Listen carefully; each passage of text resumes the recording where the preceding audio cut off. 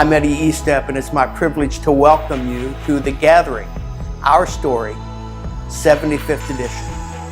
Tonight we gather for the 75th annual gathering of South Carolina Nazarenes. We've been doing this for 75 years. Actually, we started way back in 1942. At that time, we were a part of the Georgia district. Of the 45 churches on the Georgia district, 10 of them were in South Carolina. And on October the 22nd, 1942, about 11 o'clock in the morning of that district assembly, there was a motion that the 10 churches of that district that were located in South Carolina become the new South Carolina district. The motion carried, and we became a district. Pretty humble beginnings. We had 10 churches. We had 6 ordained ministers, 5 licensed ministers, 498 members.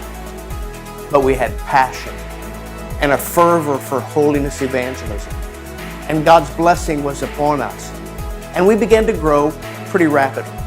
In fact, 1 year later, when we met in South Carolina for our first annual assembly, our 10 churches had grown to 14. Our 498 members had grown to 556. And we were well on our way. Tonight, we celebrate the fact that not only were God's fingerprints on our district from the very beginning, but God's fingerprints are on our district today. In fact, today we celebrate the fact that for the very first time in our history, our churches represent 4 languages. Nazarenes in South Carolina worship in English, Spanish, Portuguese, and Korean. God's still at work doing wonderful things. Over the course of the next 2 days, we're going to see about 10 videos that remind us of how God's fingerprints have been on this district, and also remind us of the men and women whose fingerprints have shaped us and influenced us, and we are so very grateful for their lives and their ministry.